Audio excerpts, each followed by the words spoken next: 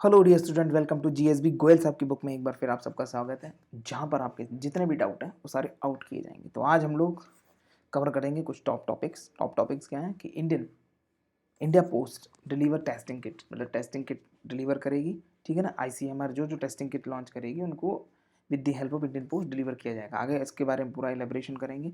Massive exercise to supply pulse and food grain about 80 crore people. Defense Ministry signed with Tata for modernize 37 airfield. INR and USD future and options contract launch by finance minister. इसको आगे cover करेंगे। ठीक है, सारे आगे cover करेंगे। यहाँ पर कहीं ना कहीं ट्रेडिंग से लेकर बात है। ठीक है ना। 9 मई को क्या है, वर्ल्ड माइग्रेटरी वर्ल्ड डे। ठीक है, इसको भी आगे कवर करेंगे। थीम क्या थी ज़रूरी याद रखना, amendment to prime minister research fellowship scheme PMRF, इसमें भी कुछ चेंज लाए गए, उनको आगे कवर करेंगे। 9 में birth anniversary of Maharana Pratap Singh. AIIB approved 500 billion USD for India. NMITLI NMITLI, इस प्रोग्राम में क्या हुआ निमितली में, आगे कवर करेंगे। ऑफ CSIR कंडक्ट HM, ये स्मॉल HM है, ह्यूमन एंटीबॉडीज। ठीक है, ट्रायल टू न्यूट्रलाइज दी कोविड-19। ठीक है, तो इसको जितनी भी टॉप न्यूज़ रही, जितनी टॉप टॉपिक्स रहे, उनको हम आगे कवर करेंगे। तो पहले टॉपिक की ओर बढ़ते हैं। चलिए, उससे पहले मैं आपको बता दूं, if I talk about my experience, bachelor of science in biotech, master of science in food tech, 2 year teaching experience. अब अगर बात करूँ मुझे ऑनलाइन, जैसे कि ऑनलाइन जो टीचर्स पढ़ाते हैं, मुझे उनका भी एक्सपीरियंस, मैंने अनअकैडमी पर पढ़ाया है। और अगर मैं अपनी रेटिंग की बात करूँ तो एवरेज मेरी रेटिंग रही वहाँ पर 96%। और जो टॉप एजुकेटर वहाँ पर, बहुत सारे एजुकेटर, हज़ारों एजुकेटर, उनमें मेरी टॉप लिस्ट रही है 62। ठीक है, आइए आगे बढ़ते हैं। कुछ बेस्ट कमेंट्स को देख लेते हैं। चिताक्षी दवे, अगर आप लोगों को देखना है कि जैसे कि सबसे ज़रूरी चीज़, कमेंट में क्यों कहता हूँ ज़रूरी, क्योंकि देखिए क्या है, जब आप कमेंट करेंगे तो मैं आपके कमेंट को थोड़ा सा देख पाऊँगा, परख पाऊँगा। क्योंकि कमेंट, ये जो चीज़ें हैं ना, ये नहीं करनी। कमेंट आपको पता है क्या करना है, कि जो भी मैं टॉपिक पढ़ा रहा हूँ, जो भी आगे टॉपिक पढ़ाऊँगा, उससे आप कौन से क्वेश्चन सेलेक्ट करते हैं। ठीक है ना, ये सबसे ज़्यादा ज़रूरी है। और अगर मैं अपने 2 बेस्ट स्टूडेंट्स की बात करूँ, Chitakshi Dave and you can do it, मुझे इनका नाम नहीं पता है, बट ऑलवेज, मतलब अगर दोनों स्टूडेंट्स की बात करूँ तो हमेशा जब भी मैं कोई करंट अफेयर की वीडियो डालता हूँ, तो ये ज़रूर उस करंट अफेयर से कितने क्वेश्चन बने उन सबको सेलेक्ट करके मुझे कमेंट करते हैं। हाँ, हालांकि आज कमेंट नहीं किया, तो आप मेरे GSB, जो मेरा चैनल है गोयल साहब की बुक करके टेलीग्राम पर, तो आप उसमें जाके इनको एक्सेस कर सकते हैं। ठीक है, आइए आगे बढ़ते हैं। India post deliver testing kit from ICMR। देखते हैं। अब अगर आप गौर करेंगे तो कहीं ना कहीं गवर्नमेंट हमेशा ज़िंदा रखने के लिए, जो इंडियन पोस्ट है उसको ज़िंदा रखने के लिए कुछ ना कुछ काम देती रहती है। इंडियन पोस्ट है tied up with ICMR, Indian council of medical research, to deliver कोविड-19 kit around 200 lab. These labs have been designated by the ICMR। ठीक है, अब ये नहीं कि कहीं भी कुछ भी डिलीवर कराएगा। ICMR के साथ कॉन्ट्रैक्ट साइन हुआ, टाइड अप हुआ, तो कहीं ना कहीं जो ICMR अप्रूव्ड तो 200 लैब में, उनमें सारी चीज़ें डिलीवर करेगा। ठीक है, please note, ICMR has plan to conduct 1 lakh कोविड-19 test per day all over the country. In order to achieve this, India Post with its 1,50,000 post office has entered into the agreement with ICMR। अब ICMR का जो सपना है, एक तरीके से plan है, उसको पूरा करने के लिए इंडियन पोस्ट उसके साथ लग गई है। ठीक है, सिग्निफिकेंस की बात कर लेते हैं। Indian Post will help to reach remote place in North East region such as Dagarpur, Dungarpur, Jalwar. ये कुछ ऐसे एरियाज़ हैं जो नॉर्थ ईस्ट के रिमोट एरियाज़ हैं। ठीक है, थोड़ी सी जहाँ पर प्रॉब्लम वगैरह होती है। Apart from these, it will also deliver the kit other cities such as Imphal, Calcutta, Aizawl, Jodhpur, Ranchi, Bhubaneswar, Udaipur and Kota. ठीक है, आइए आगे बढ़ते हैं। Other step by Indian Post, Indian Post के द्वारा और क्या क्या स्टेप लिए गए, आइए देखते हैं। Indian post like the railway has been contributing greatly in serving the people during the lockdown. ठीक है, other post, Indian post had earlier been distributing food and ration, medicine, mails and financial assistance to doorstep during lockdown. कहीं ना कहीं हर तरीके से मदद कर रही है। कोई भी गवर्नमेंट की जो फैसिलिटीज है, इंडियन पोस्ट को ले, रेलवे को ले, हर तरीके से जितनी उनसे मदद बन रही, वो हर तरीके से मदद कर रहे हैं। Delivery of kit, the kit are deliver with a packaging of dry ice, dry ice के साथ, जैसे देख रहे हैं, ड्राई आइस के साथ उसको सारी जो किट रहेगी उसको पैक करके तब ट्रांसफ़र किया जाएगा और तब डिलीवर किया जाएगा। आइए देख लेते हैं ड्राई आइस ही क्यों यूज़ की गई। Dry I is a solid form of carbon dioxide. It is used as cooling agent. The main advantages of dry ice is that its temperature is lower than water ice. जो हमारी water ice होती है जो हम पानी से नहीं बनाते हैं फ्रिज में रख के, तो उससे भी लोअर टेम्परेचर होता है. Dry ice is colourless and sour dusty odour and it is non flammable. ठीक है, आइए अब सेकंड की बात कर लेते हैं. मैसिव एक्सरसाइज, कहीं ना कहीं ये वाकई में बहुत बड़ा एक एक्सरसाइज और बहुत बड़ी एक रिस्पॉन्सिबिलिटी है कि लोगों तक 80 करोड़ लोगों तक दालें और ग्रेन जितना भी है उनके खाने की ज़रूरत चीज़ों को मुहैया कराना. आइए देखते हैं इसमें कौन साथ दे रहा है, किस तरीके से क्या हो रहा है. 8 मई की अगर बात करें 2020, union minister of food and public distribution Shri Ram Vilas Paswan announced that NAFED, National Agriculture Cooperative Federation Market of India Limited, is to provide a free pulse for 3 months. आप लोगों को भी बताओ, free pulse for 3 months to more than 19.5 crore household for 3 months. ठीक है, please note it. On one side, the government of India undergoing the procurement process on full scale. On the other side, it is distributing food grain under the. अब क्या food grain भी distribute किया जाएगा, कितना? अब यहाँ तो खैर पल्स डिस्ट्रीब्यूट किया जा रहा है, फूड ग्रेन की बात कर लेते हैं. अब किस स्कीम के तहत? प्रधानमंत्री गरीब कल्याण योजना के तहत. The procurement is being done by the FCI, food corporation of India, and NAFED, national agriculture cooperative market federation of India limited. This year the food corporation of India has loaded 73.95 lakh metric ton of food grain. कुछ नई चीज़ें आपको पता चली होंगी. This include 55.38 lakh ton of rice and 18.57 lakh ton of wheat. ठीक है, the exercise कैसे क्या होगा? Under the exercise government is to be distribute free 1 kg pulse to 19.5 crore people for a period of 3 months. ठीक है, for the first time government is carrying such a massive operation. The stock of pulse is about 165 NAFD godown and are to be used in the scheme. मतलब एक तरीके से जितनी भी NAFED की godowns हैं तकरीबन 165, उन सब में जितना भी अनाज स्टोर कर दिया गया जो आने वाले टाइम में लोगों को डिस्ट्रीब्यूट किया जाएगा. Around 100 dal mills are work to achieve the target. और तकरीबन अगर बात करें तो 100 दाल मिलें ऐसी हैं इस टारगेट तक पहुंचने के लिए मदद कर रही हैं. प्रोग्रेस इज सो फॉर, आगे बात कर लेते प्रोग्रेस की. So for 51,105 lakh ton of pulse have been distributed. इतनी दाल डिस्ट्रीब्यूट करी जा चुकी है. दिस इंक्लूड उड़द दाल, तुअर दाल, मूंग दाल, चना, मतलब ये सारी दाल इंक्लूड करके सारी टोटल कितनी 51,105 लाख टन दाल डिस्ट्रीब्यूट करी जा चुकी है. आइए बात कर लेते हैं. Defence minister sign MOU with Tata power to modernise 37 airfield.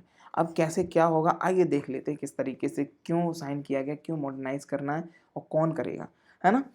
8 मई 2020 की बात कर लेते. The ministry of defence sign a contract with Tata power shed to modernise the infrastructure of 37 airfield of Indian air force. The cost of project is estimated. कितना project की cost आ रही है? 1200 करोड़. ठीक है ना. अब अगर बात करी जाए 1200 करोड़ जो प्रोजेक्ट की कॉस्ट आ रही तो वो कहीं टाटा है. ठीक है, इसलिए 1200 कॉस्ट आ रही है. अगर इसकी जगह और भी कोई कंपनी होती तो ये शायद है कि 12,000 करोड़ से नीचे होता है. ठीक है ना. आइए द प्लान की बात कर लेते हैं. किस तरीके से मॉडर्नाइज करेंगे, किस तरीके से क्या होगा.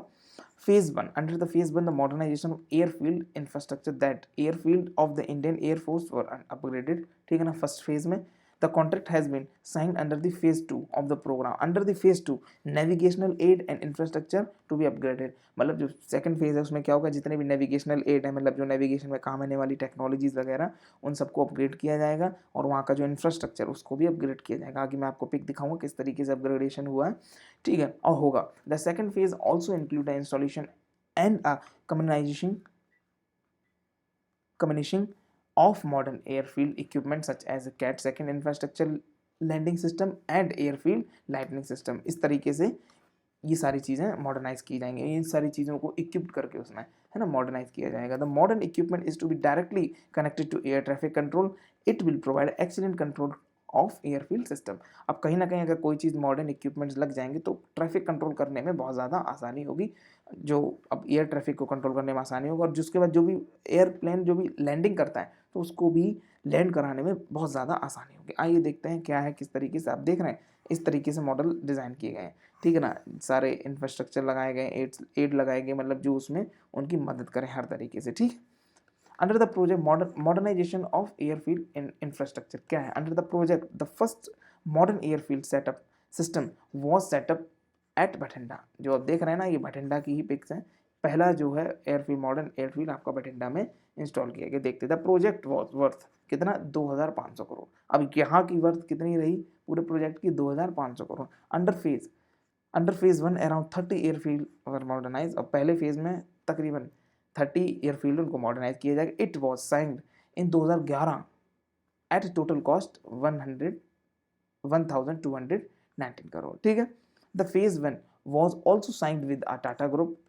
Under the phase 1, distance measuring equipment, automated air traffic management system, omnidirectional radio range and technical air navigation were implemented. तो कहीं ना कहीं इस जो आप देख रहे हैं ना टावर, अरे जो ये आप क्या कहते हैं एक मॉडल देख रहे हैं ना, इसी के तहत हर तरीके से इसको इम्प्रूव किया गया। ठीक है। तो आगे देखते हैं INR USD features and option contract launch by finance minister. क्या हुआ इसमें देख लेते हैं, किस तरीके से क्या बदलाव किए गए देखते हैं। 9 मई 2020 की बात करें तो union finance minister Shrimati Nirmala Sitharaman launch the INR USD feature and option contract in the BSE Bombay stock exchange and national stock exchange platform. They were launch at a gift. समझ गए क्या है गिफ्ट, आइए इसको बताऊंगा आगे। International financial service centre IFS and Gandhinagar Gujarat through a video conference. मतलब कहीं ना कहीं अगर देखा जाए तो थोड़ा सा ट्रेडिंग में एक नया कॉन्ट्रैक्ट साइन हुआ, आपको पता चल रहा होगा NSE और BSE से। आइए देखते हैं क्या। The contract have been launch to increase economic activity and employment in the country. अब इसको इसलिए लॉन्च किया गया कहीं ना कहीं इकोनॉमिक एक्टिविटी और एम्प्लॉयमेंट देश में जनरेट। Significant market share of India has move to other international financial centres in the last decade. The move will have to bring those business back to India. अब इससे क्या होगा कि जितने भी जो लॉस हुए हैं उन सबको ऑन द ट्रैक लाने में आसानी रहेगी। In addition the world class business environment at the gift and IFS will help to bring a large global participation। अब इन दोनों की मदद से क्या होगा कि जितने भी इंडिया के साथ साथ और भी जो लोग हैं वो भी शेयर करने में उनको मतलब समझ गए उनको आसानी रहेगी और वो इंटरेस्ट दिखाएंगे इंडिया में शेयर करने से। What are the future and option, क्या है ये future and option. Future and option are financial product that allow investor to buy and sell share at a specific price by a specific date। मतलब कहने की बात है इन दोनों से क्या होगा कि कोई इन्वेस्टर वो अपने शेयर को बाय या खरीद सकता है किसी स्पेसिफिक प्राइस पर और किसी स्पेसिफिक डेट पर भी। ठीक है। आइए बात कर लेते हैं option contract give the right to buy or sell the share at any time until the validity of the contract exists। जब तक इस कॉन्ट्रैक्ट की वैलिडिटी रहेगी तब तक उस बीच वो कभी भी शेयर को खरीद बेच सकता है। Under the future contract the buyer and seller can buy or sell only a specific future date. ठीक है। मतलब कहने की बात कि अब ये रही कि आप कभी भी अपना जो शेयर है कभी भी शेयर कर दें इस कॉन्ट्रैक्ट के हिसाब से। अगर इस कॉन्ट्रैक्ट में जो साइन रहेगा तो आपकी जो स्पेसिफिक डेट है उसी को आप शेयर कर सकते हैं, शेयर कर सकते हैं, इस हिसाब से देखा जाएगा। उसके बीच में भी जैसे 2 डेट है इसके बीच में भी आप शेयर सेल कर सकते हैं, बाय एंड सेल कर सकते हैं। Type of option, there are 2 type of option. The call option is use to buy stock at a strike price. आपको लगता है इतने पर, आपको जैसे आपको लगता है कि आप यहाँ से देखना शुरू कर रहे हैं प्राइस, अब जब यहाँ पहुँच गए आप कॉल करके भी इसको बेच सकते हैं या खरीद सकते हैं। ठीक है। Put option to use the sell stock at a specific price. 9 मई की बात कर लें अगर तो वर्ल्ड माइग्रेटरी वर्ड डे। ठीक है ना, वर्ल्ड माइग्रेटरी वर्ड डे। तो क्या है इस दिन, क्या इसकी थीम थी, ज़रूरी है जानना। Every year the united nation environment programme UNEP marks the World Migratory Day on 9 May. It is an annual campaign that creates awareness about the need to conserve migratory bird and their habitat। ठीक है ना, उनको कहीं ना कहीं बताती है कि क्यों हमें इन्हें बचाना चाहिए, क्यों उनके हैबिटेट को हमें सुरक्षित रखना चाहिए, कंजर्व करना चाहिए। आइए देखते हैं। This year is being celebrated under the theme. और इस साल क्या थीम थी इसकी, वर्ड्स कनेक्ट आवर वर्ल्ड। ठीक है। द थीम, देखिए थीम जानना ज़्यादा जरूरी है। The theme mainly focus on ecological connectivity and integrity of the ecosystem.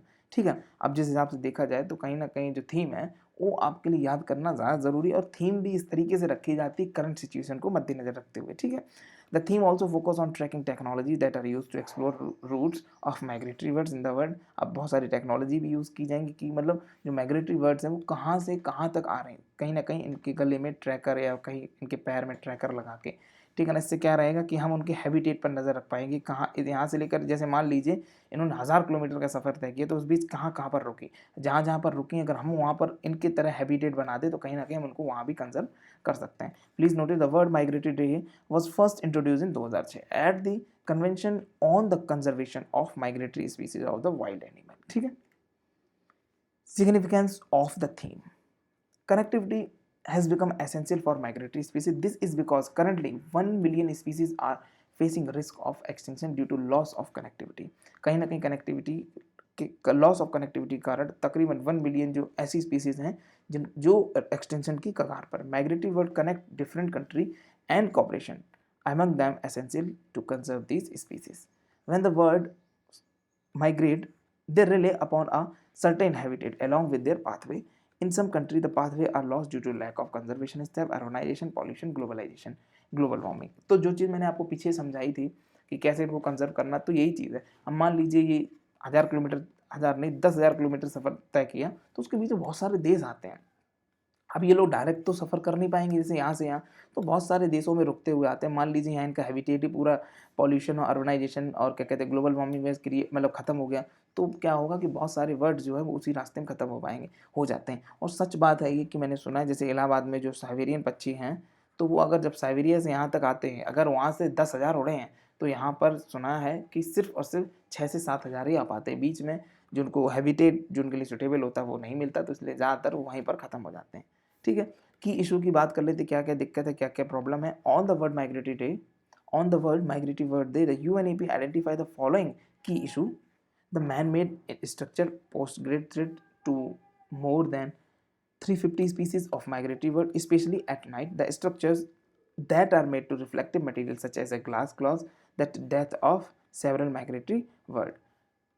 अब बात कर लेते हैं apart from building the wind turbine also pose a great threat to this bird. अब इनको बहुत सारी दिक्कत किस किस वजह दिक्कत हो रही है, जैसे कि ज़्यादातर माइग्रेटरी बर्ड को सबसे ज़्यादा दिक्कत कब होती है कि रात में। और कई बार क्या होता है कि जो टर्बाइंस होते हैं, अब बिल्डिंग के ग्लास होते हैं जो बिल्कुल ट्रांसपेरेंट, तो उन सबको पंछियों को ये लगता है कि यहाँ से हम पार कर सकते हैं, तो उनमें जाके टकरा जाते हैं बहुत स्पीड में, तो मर जाते हैं। और एक और चीज़ है, क्या क्या दिक्कत आ रही, अपने पतंग उड़ाने वाला जो धागा नहीं होता मंजा, उस वजह से भी बहुत ज़्यादा प्रॉब्लम आती है। ठीक है, आइए आगे बढ़ते हैं। अमेंडमेंट किया गया किसमें, prime minister research fellowship scheme में। Prime minister research fellowship scheme में क्या क्या चेंजेस किए गए।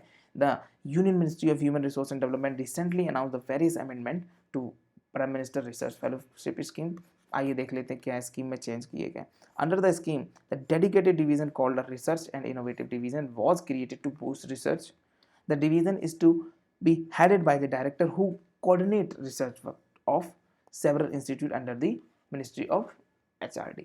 The new amendment make GATE, जो लोग एग्जाम देते हैं इसमें जो क्वालिफाई करने के लिए ध्यान देना, the new amendment make GATE score mandatory for the student of any other institute other than the central institute such as IISc, NIT, IIT, IIIT। ठीक है, इनको छोड़कर सबको कहीं ना कहीं गेट क्वालिफाई करना पड़ेगा। For the academic year of 2020-2021 two channel of entries, one under the direct entry and other a lateral entry are to be conducted to students willing to pursue their PhD under the prime minister research fellowship scheme. ठीक है, तो थोड़ा सा इसमें आप देखेंगे किस तरीके से क्या क्या चेंज किए गए, आ सकता है question.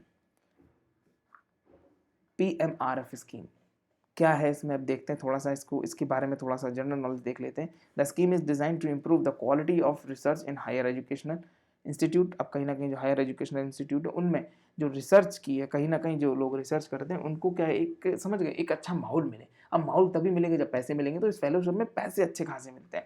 The main aim of the scheme is to attract the best talent in the research. अब इसका मेन एम क्या है कि जो रिसर्च फील्ड में जिन लोग ज़्यादा इंटरेस्ट है, जब वो रिसर्च फील्ड में आगे आते हैं तो गवर्नमेंट उनको अच्छा खासा पैसा देती है सपोर्ट करने के लिए कि कोई बात नहीं आप रिसर्च करो।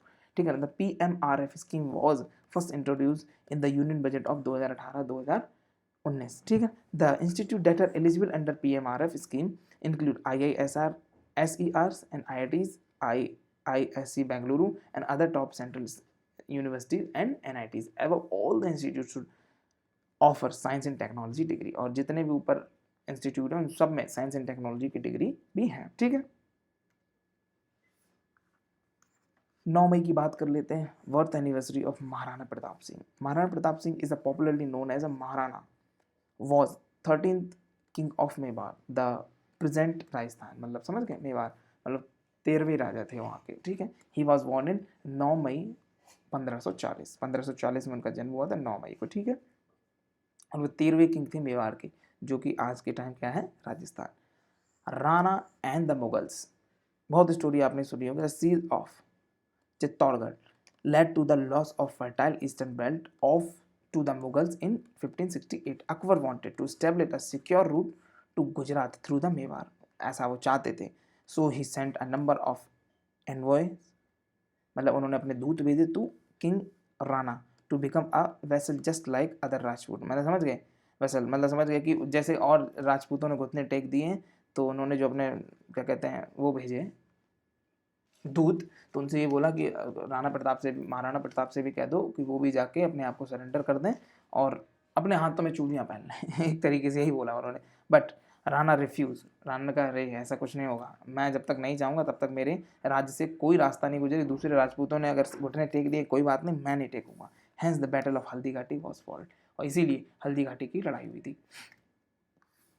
थोड़ा सा जान लेते हैं हल्दी घाटी के बारे में। Maharana is known as the bravery in the battle of Haldighati. The battle was fought in 18 June 1576 between Maharana and the force of Akbar. Rana fought with 22,000 force against the 2 lakh soldier of the Mughal army. मतलब जो महाराणा प्रताप की कितनी force थी, 22,000, और सामने Mughals की कितनी थी, 2 लाख, उनसे लड़ गए। The Mughal were led by the man Singh of Amber. Rana force were defeated in 6 hours, ठीक है। अब रिकनकस्ट की बात कर लेते हैं, क्या हुआ इसका, मतलब क्या चीज़ निकली। दो the Rana lost, he and his army chief man escaped with wounds. आने वाले टाइम में क्या हुआ कि जब राणा लड़ाई हार गए, सच बात है, कहीं ना कहीं 22,000 कहाँ 2 लाख, तो क्या हुआ जब ये लड़ाई हार गए तो अपने जख्मों के साथ ये वहाँ से लड़ाई छोड़कर चले गए। दे रीगैदर्ड, वो फिर वापस मिले अपनी फोर्स के साथ, fought and won against the Mughals after 6 year in 1852 and in 1582, और फिर वो 6 साल बाद वापस आए इस लड़ाई के बाद, फिर वो 6 साल बाद वापस आए, उन्होंने फिर इस लड़ाई को जीता। The Mughal face tribal defeat and Akbar stop his military campaign against the Mewar after this, और उसके बाद जो अकबर ने मतलब अपने कैंपेन चलाए थे कि हाँ मेवाड़ से रास्ता बनाएंगे और जितने भी राजा होंगे उनके घुटने टिका देंगे, तो फिर क्या हुआ कि फिर जो राणा महाराणा प्रताप की जो फौज थी उसने उनको हरा दिया, ठीक है। ऑल्सो राणा रिकैप्चर्ड उदयपुर, और उसके बाद राणा ने, महाराणा प्रताप ने किन किन जगह पर फिर से रिकैप्चरिंग की, Udaipur, Gogunda, Kumbhalgarh, when Akbar was concentrating on the north west front. समझ गए, जब उनका ध्यान कहीं और पे था तो महाराणा प्रताप ने इन सारी जगहों को दोबारा से रिकैप्चर किया, ठीक है। तो याद रखिएगा कितनी फोर्स थी, है ना, किन किन बीच में कब कब लड़ाई, फिर महाराणा प्रताप कब वापस आए, ठीक है ना। 22,000 की फोर्स कितने के साथ लड़ गई, 2 लाख के साथ, ठीक है। फिर उसके बाद 6 घंटे में ही वो हार गए, ठीक है ना। अब फिर वो 6 साल बाद वापस आए अपनी फोर्स के साथ, कब, 1582 में, और फिर उन्होंने हरा दिया, और फिर अकबर की निगाह राजस्थान से बिल्कुल हट गई, मतलब मेवाड़ से बिल्कुल हट गई, और फिर उनका किसकी तरफ डायरेक्शन हो गया, अकबर का नॉर्थ वेस्ट की तरफ। तब उन्होंने क्या किया, इन सारी जगह पर कब्जा कर लिया महाराणा प्रताप ने। AIIB approve 500 million USD for India. 8 मई 2020 Asian infrastructure investment bank approve 500 million USD to COVID-19 to India. The fund were aim to scale up the containment efforts and strengthen the health system. जितना भी ये जो $500 million release किया गया, इसका main M यही है कि हेल्थ सिस्टम में ये लगाया जाए। This will help to manage a future outbreak. Please noted the fund are to be use for emergency response and health system preparedness project. The project consists of 8 components. The fund will also be used to support a research that is being conducted with in collaboration in Indian Council of Medical Research. मतलब ये जो पैसा है कहीं ना कहीं project research में भी बहुत ज़्यादा हेल्प करेगा, ठीक है ना। It will also focus on community engagement and risk communication strategies. The AIIB had also approved 335 million USD to China as a part of its emergency health project. अब India के साथ साथ उसने चाइना को भी फंड दिया है कहीं ना कहीं कि वो भी अपना कि कोरोना से लड़ने में उनको मदद मिले, ठीक है। आइए AIIB के बारे में जान लेते हैं। The AIIB had double its coronavirus crisis recovery facility to 10 billion USD. Earlier, the bank has allocated, पहले कितना था, 5 बिलियन यूएसडी, 5 बिलियन यूएसडी इसने निकाला था लोगों की मदद करने के लिए, बट अब क्या किया, कोरोना वायरस के चलते, क्राइसिस के चलते उसने अपना ये डबल कर दिया, ठीक है. It double its fund in order to make sure fund are available to all its member, जितने भी उसके मेंबर सबके लिए फंड रहे. It fulfil economic needs and address public health pressure. It will also help in quick recovery from the crisis. और जितना भी पैसा है कहीं ना कहीं जो वो दे रही है, उसका उनका मेन मकसद यही है कि जितने देश पीड़ित हैं वो कहीं ना कहीं इस पैसे को यूज़ करें अपनी हेल्थ फैसिलिटी में, जल्दी से जल्दी इस क्राइसिस से बाहर आ जाए. Emergency response and health system preparedness project क्या है, अप्रैल 2020 की अगर बात करें, Indian government announce 15,000 crore which is allocated contain the spread of virus. इस वायरस के चलते गवर्नमेंट ने 15,000 करोड़ रुपए कहा था कि हम सैंक्शन कर रहे हैं. The fund were to be utilized under the emergency response and health system preparedness project. The project is being implemented in 3 phases. हाँ, अब ये याद रखने वाली ज़रूरी चीज़ है. The main aim objective of the package include the emergency response, limit COVID-19 infection, centralize the procurement of medical equipment and drugs, setting up laboratories, strengthening the national and state health system, surveillance activity. Also the प्रधानमंत्री गरीब Kalyan Yojana was launch. अब इसके तहत सारी चीज़ों को stability provide कराने के लिए कितना 15,000 करोड़ गवर्नमेंट ने लॉन्च किया था 3 फेज में, ठीक है. NMITLI NMITLI programme of CSIR to conduct HMABS trial to neutralise कोविड-19, ठीक है. ह्यूमन मोनोक्लोनल एंटीबॉडीज, आइए देख लेते हैं क्या है इनके बारे में क्या नहीं, इसमें सबसे सफल कौन रहे. ज़रूरी चीज़ है इसको जानने से, इसको नोट करना ये आपके लिए जानना बहुत ज़्यादा ज़रूरी, इससे देखिए क्वेश्चन आ सकते हैं क्योंकि अपने आप में ये पहला है. The council of scientific and industrial research under its new millennium Indian technology leadership initiative NMITLI is to develop human monoclonal antibody. This antibody will neutralize COVID-19 virus in the patient. आइए इस पूरी खबर को आगे देखते हैं क्या है. Please note it, the CSIR on one side fighting hard COVID-19 through its own researches. आपने देखा होगा कि इस टाइम सबसे ज़्यादा अगर कोई सक्रिय है तो सिर्फ CSIR हर तरीके से हेल्प कर रहा है. On the other side, it is also working and supporting industry and public sector units that are coming up with solution to COVID-19. Such initiative developing, अब ऐसे इनिशिएटिव ने किसी ने डेवलप किया है ह्यूमन मोनोक्लोनल एंटीबॉडी. जैसे आपने देखा होगा बहुत सारे प्राइवेट सेक्टर्स के भी साथ CSIR मिल रहा है. अगर उनको CSIR को लग रहा है कि कोविड-19 मदद कर सकती है, चाहे वो गवर्नमेंट हो चाहे प्राइवेट हो, सबके साथ पार्टनरशिप, सबके साथ कोलैबोरेशन कर रही है. About the project will generate human monoclonal antibody from the patient that are convalescent phase, ठीक है ना. जो कॉन्वलेसेंट फेज में है उनके साथ क्या किया, उससे ये जनरेट हुआ human monoclonal antibody. The convalescent is a patient that is recovering from illness. मैंने आपको पहले ही बताया था, ये जितनी भी चीज़ें होंगी ना तो ये सारे उन्हीं पेशेंट से की जाएंगी जो कोविड-19 से लड़ चुके हैं. अब मान लीजिए इसको कोविड-19 था, है ना, इसने कोविड-19 को पछाड़ दिया, मतलब समझ गए, इसको कोविड-19 था, वो ठीक हो गया, तो जितनी भी चीज़ें इससे अगर एंटीबॉडीज़ वगैरह सब कुछ इसी से ही ली जाएंगी, ठीक है ना. The project also aim to generate human monoclonal clones. अब बात क्या है, अब मान लीजिए पेशेंट हैं 1 लाख, ठीक है ना, अब रिकवर हो रहे हैं सिर्फ 100, तो भाई फिर बचे हुए जो 1 लाख लोग हैं जो रिकवर नहीं किए, है ना, तो उनको फिर कैसे ठीक किया जाएगा. तो कहीं ना कहीं जो एंटीबॉडीज़ हम इन 100 लोगों से लेंगे तो उनको क्या करेंगे, उनकी कॉपी बनाने की कोशिश करेंगे, उनका क्लोन बनाने की कोशिश कर रहे हैं. These clone are expected to neutralise the mutated virus. अब जो क्लोन बनाए जाएंगे तो उनसे ये ऐसा माना जा रहा है, एक्सपेक्ट किया जा रहा है कि वो क्लोन उसको ख़त्म कर देंगे, ठीक है, वायरस को. Israel was first. Israel Defense Biological Research Lab claimed its extracted antibody to neutralize coronavirus. आइए देखते हैं क्या है. The monoclonal neutralizing antibody were first to develop by Israel. Till now only polyclonal antibody have been invented. अभी तक polyclonal antibody सिर्फ invent हुई है, बाकी इसराइल ने monoclonal antibody डिस्कवर कर ली और क्या किया है, डेवलप कर ली, मतलब डिस्कवर क्या, डेवलप किया है उसको और उसकी क्लोनिंग भी कर रहे हैं. Israel was first to isolate monoclonal antibody. अब ये अच्छा क्वेश्चन बना हुआ आ सकता है. What are monoclonal antibody?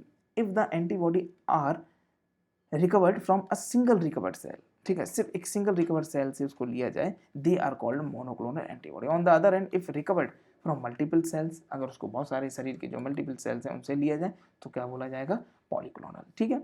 अब मोनोक्लोनल में क्या रहता है कि हम देखते हैं कौन सी सबसे ज़्यादा सेल, अब मान लीजिए 10 सेल यहाँ पर प्रेजेंट है, उन सबसे एक साथ ले लेंगे पॉलीक्लोनल हो जाएगा। पर अगर हम देख रहे हैं 10 सेलों में से सबसे ज़्यादा इफेक्टिव कौन सा सेल है, उसी से हम अपनी एंटीबॉडी लेंगे तो क्या कहलाएगा, मोनोक्लोनल एंटीबॉडी।